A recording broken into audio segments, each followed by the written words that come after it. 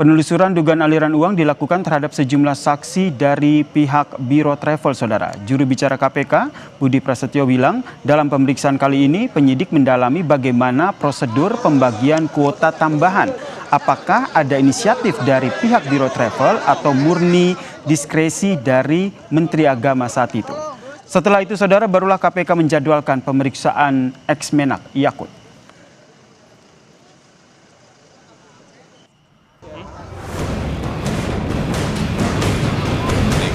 Telah menetapkan 2 orang sebagai tersangka. Yang pertama saudara YJQ selaku ex-Menteri Agama.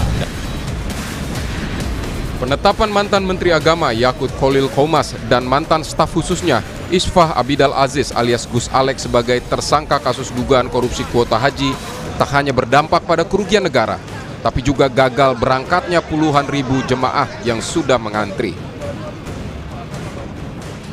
PLT Deputi Penindakan dan Eksekusi KPK Asep Guntur mengatakan ex-Menak tidak mengatur pembagian kuota haji tambahan sesuai undang-undang. Dalam penyelidikannya, KPK juga menemukan adanya aliran uang kembali. Dalam Undang-Undang Nomor 8 Tahun 2019 tentang penyelenggaraan ibadah haji dan umroh, pada pasal 22 ayat 2 disebutkan pembagian kuota haji yaitu 8% untuk jemaah haji khusus dan 92% untuk jemaah haji reguler. Namun dalam pelaksanaannya, KPK menduga ada penyelewengan keputusan pembagian kuota haji tambahan, yaitu 50% untuk jemaah haji khusus dan 50% untuk jemaah haji reguler. KPK pun menyebut dampak penyalahgunaan kuota haji ini diduga ada 8.400 jemaah haji reguler yang sudah mengantri selama belasan tahun gagal berangkat. Oleh Menteri Agama pada saat itu, dari YJK ini, kemudian dibagilah menjadi 50%, 50%. 10.000. Itu tentu tidak sesuai dengan undang-undang yang ada. Kami dalam penyidikan ini ya menemukan adanya aliran uang kembali gitu, kickback dan lain-lain. Sementara itu, kuasa hukum Yakut pun menilai ada sejumlah kejanggalan dalam penetapan tersangka kliennya. Salah satunya adalah kebijakan pembagian kuota haji tambahan tersebut dinilai sudah sesuai prosedur bersama Kerajaan Arab Saudi. Atas kasus ini, Yakut Kholil Qomas mempertimbangkan menempuh langkah pra-peradilan. Disampaikan bahwa kebijakan itu melanggar hukum, padahal jelas ada pasal-pasal, ada pasal 9 dalam Undang-Undang Haji yang memberikan kewenangan atribusi kepada Menteri Agama untuk menetapkan kuota tambahan. Kemudian ada fakta-fakta yang juga tidak muncul bahwa sudah ada loh MOU dengan Saudi dan Indonesia terkait dengan kuota itu dicantumkan di dalam MOU itu. 50-50 itu ada di situ. Apakah akan pra-peradilan? Ya, tentu wacana itu sedang kami lakukan, ya, pendalaman kira-kira langkah hukum apa yang dilakukan. Sebelumnya, juru bicara KPK Budi Prasetyo sebut telah memeriksa 400 lebih biro perjalanan haji. Dari pemeriksaan hingga saat ini, sudah ada 100 miliar rupiah dana yang dikembalikan ke KPK terkait dugaan korupsi kuota haji. Jika sudah ada jadwal pemeriksaannya. Adapun hari kemarin dan hari ini juga sudah dilakukan pemeriksaan ya pada hari kemarin yang berkaitan dengan dugaan aliran uang ya.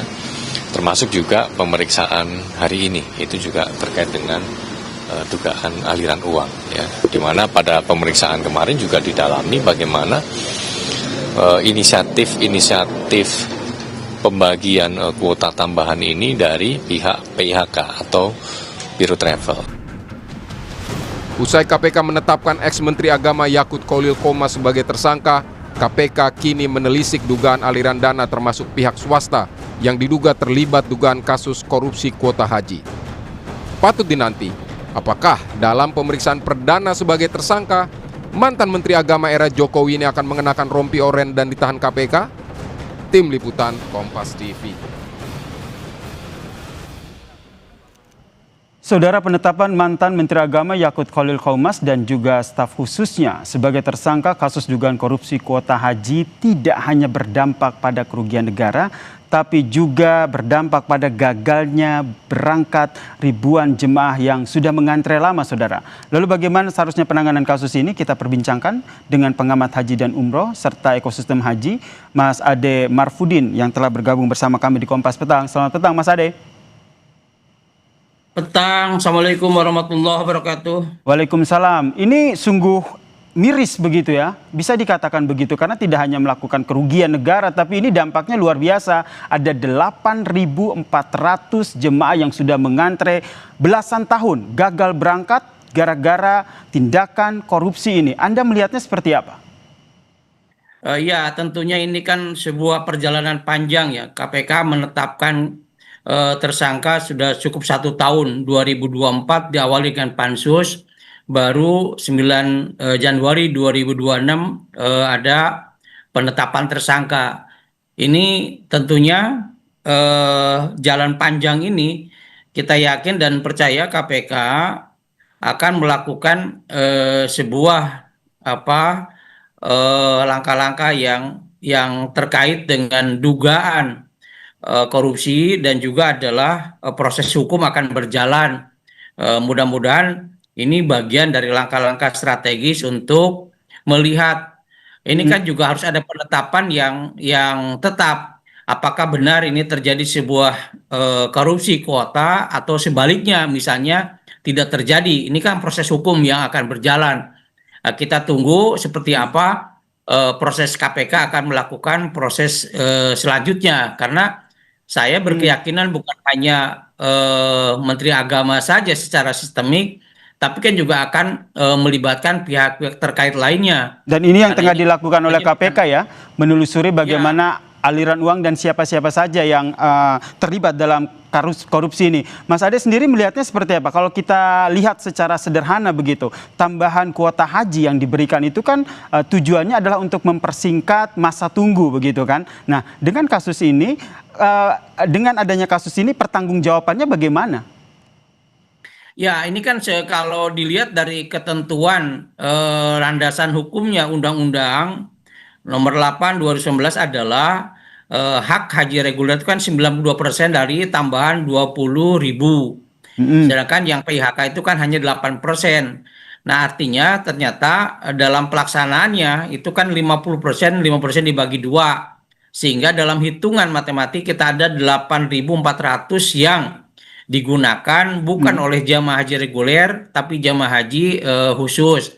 Ya, walaupun sama-sama jamaah haji Indonesia, walaupun sama-sama calon-calon tamu Allah, tapi dalam proses ini penetapan yang menurut saya adalah harusnya diutamakannya karena yang sudah antri panjang sampai 48 tahun ini kan adanya di reguler. Harusnya penuhi dulu kewajiban di 92% yang untuk reguler, baru kalau itu tidak terserap maka ada ada diskresi dari Pak Menteri untuk diberikan kepada PIHK. Nah, tentunya juga ini kan semuanya adalah punya alasan-alasan yang landasannya mungkin bahasa masing-masing punya ya. Kita kan ada pembelaan juga nanti apakah penetapan 50% itu berdasarkan apa sehingga dipunya kekuatan hukum misalnya sehingga ada pembelaan.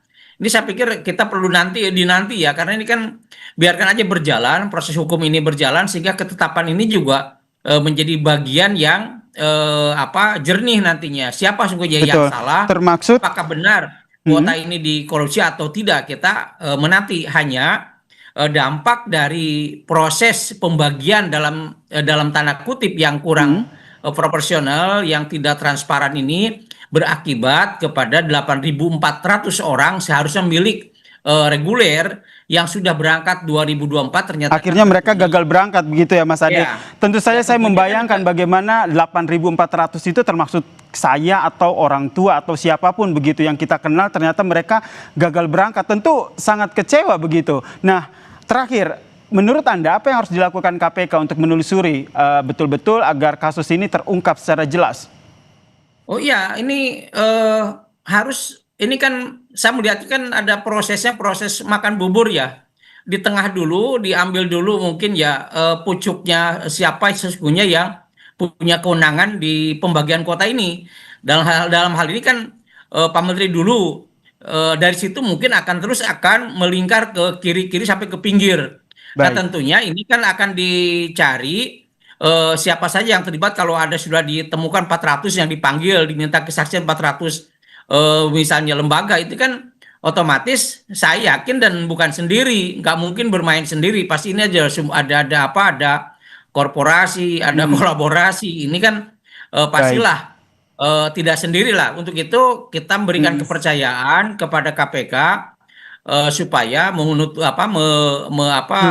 mengusut tuntas proses ini supaya ada kejelasan bagi masyarakat sesungguhnya seperti apa yang terjadi. Kejelasan Jadi kepada ini masyarakat ya, makanya karena kita tahu sekarang KPK juga tengah menelusuri sebenarnya aliran uangnya kemana saja, termasuk kepada Ya, pihak tentunya. swasta. Ini yang kita nantikan Ya. bersama ya. Terima kasih pengamat haji umrah dan juga ekosistem haji, Mas Ade Marfudin telah berbagi perspektifnya di Kompas Petang. Salam sehat. Usai jeda saudara, Kompas Petang akan hadir dengan informasi gelombang unjuk rasa di Iran terus berlanjut. Lebih dari 544 orang meninggal dunia.